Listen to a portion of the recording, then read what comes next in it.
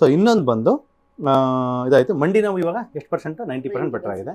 So ಬೆಳಗ್ಗಿನ ಸಾಯಂಕಾಲದವರೆಗೆ ಏನೇನು ತಗೊಂತೀರಾ ಒಂದ್ಸರಿ ಬ್ರೀಫ್ ಮಾಡಿ ಹೇಳ್ತೀರಾ? ಬೆಳಿಗ್ಗೆ ಇದು ಕೊಬ್ಬರಿ ಎಣ್ಣೆ, ಆಮೇಲೆ ಇದು ವಾಟ್ರಿಗೆ ಇದು ಸಾಲ್ಟ್ ಹಾಕಿ ಮತ್ತೆ ಕುಂಬಳ ಜ್ಯೂಸು, ನೆಲ್ಲಿಕಾಯಿ, ಕೊತ್ತಂಬರಿ ಸೊಪ್ಪು ಜ್ಯೂಸು. ಕೊತ್ತಂಬರಿ ಸೊಪ್ಪು ಜ್ಯೂಸ್ ತಗೊಂತಿದ್ರ? ಸೂಪರ್. ಜೊತೆಯಲ್ಲೇ ಮಾಡಿ ಹಾಗೆ ತಗೊಳ್ತೀನಿ. Super super. ಆಮೇಲೆ ಬೆಳಗ್ಗೆ ತಿಂಡಿಗೆ ಏನಾದ್ರೂ ಲೈಟ್ ಆಗಿ ತಗೊಂತೀರಾ? ಮಧ್ಯಾಹ್ನ ಊಟಗೆ? ಮಧ್ಯಾಹ್ನ ಇದು ಇಲ್ಲಿಂದಾನೆ ತಗೊಂಡೋಗಿದೆ ರೈಸ್. ಅದನ್ನ 6 ಅವರ್ ನೆನೆ ಹಾಕ್ಬಿಟ್ಟು ನೀರು ಜಾಸ್ತಿ ರಾತ್ರಿ ನೆನೆ ಹಾಕಿ ಬೆಳಿಗ್ಗೆ ಗಂಜಿ ಬಸದು. ಕರೆಕ್ಟ್. ನೈಟಿಗೆ ಹಾಗೆ ಸ್ವಲ್ಪ ಬಾದಾಮಿ, ವಾಲಟು, ತೆಂಗಿನಕಾಯಿ ತಗೊಂತಿದ್ರ? ತೆಂಗಿನಕಾಯಿ ಕೊಲೆಸ್ಟ್ರಾಲ್ ಅಂತಾರೆ. ತೆಂಗಿನಕಾಯಿ ಕೊಲೆಸ್ಟ್ರಾಲ್ ಅಲ್ಲ ಸ್ನೇಹಿತರೆ, ಅದು ಭಾರತೀಯ ಸಂಸ್ಕೃತಿನಲ್ಲಿ ಸಾವಿರಾರು ಶತಮಾನಗಳಿಂದ ಅದು ಬಂದಿದೆ. ತೆಂಗಿನಕಾಯಿ ಕಲ್ಪವೃಕ್ಷ ಅಂತ ಕರೀತಾರೆ ಅದನ್ನ. ಸೊ ಅದನ್ನ ಕಲ್ಪವೃಕ್ಷ ಅಂತಾರಂತ ಯಾವ್ಯಾವ ಸನ್ಫ್ಲವರ್ ಆಯಿಲ್ ಅಥವಾ ಏನು ರಿಫೈಂಡ್ ಆಯಿಲ್ ಬರ್ತಾವೆ ಇವೆಲ್ಲ ರೀಸೆಂಟಾಗಿ ಒಂದು 50 ವರ್ಷ 60 ವರ್ಷದಿಂದ ಬಂದಿರತಕ್ಕಂಥ ಆಯಿಲ್ಸ್.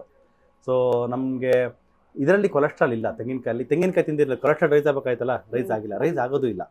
ಸೊ ಇದೇ ಥರ ಡಯಟ್ ಮೇಂಟೈನ್ ಮಾಡಿ. ಸೊ ಎಷ್ಟು ದಿನ ಮಾಡ್ಬೋದು ಈ ಥರ ಡಯಟ್ ನೀವು? ನೋಡ್ಬೇಕು, ಚೆನ್ನಾಗಿ ಮಾಡಿ. ಇದೇ ಥರನೇ ಲೈಫ್ ಟೈಮ್ ಮಾಡಿ. ನಿಮಗೆ ಇವು ಯಾವ ಏನೇನೆಲ್ಲ ಇವಾಗ ನಾರ್ಮಲ್ ಆಗಿದೆಯಲ್ಲ, ಮಂಡಿ ನೋವು, ಥೈರಾಯ್ಡು, ಕೊಲೆಸ್ಟ್ರಾಲ್ ಪ್ಲಸ್ ಇದು ಥೈರಾಯ್ಡು, ಇದೆಲ್ಲನೂ ಕೂಡ ನಿಮಗೆ ನಾರ್ಮಲಾಗಿ ಹಂಗೆ ಮೇಂಟೈನ್ ಆಗುತ್ತೆ. ಈ ಶುಗರ್ BP-ಗೆ ಹಂಗೆ ಮೇಂಟೈನ್ ಮಾಡ್ಕೊಂಡು ಆದರೆ ರಿವರ್ಸ್ ಮಾಡೋಕ್ಕೆ ಟ್ರೈ ಮಾಡಿ. ಇಲ್ಲಾಂದ್ರೆ ಇಷ್ಟು ಸಾಕಾಗುತ್ತೆ. ನಾನು 2-3 ಮಂತ್ಸಿಗೆ ಮಾತ್ರ ಕೊಡ್ತೀನಿ ಸಪ್ಲಿಮೆಂಟ್ಸು. ಅದನ್ನ ಯೂಸ್ ಮಾಡ್ಬಿಟ್ಟು ಸ್ಟಾಪ್ ಮಾಡಿ. ಮತ್ತು ಇದು ಹಾಸ್ಪಿಟಲ್ ಲಾಸ್ಟ್ ವಿಸಿಟ್. ಓಕೆನಾ? Thank you.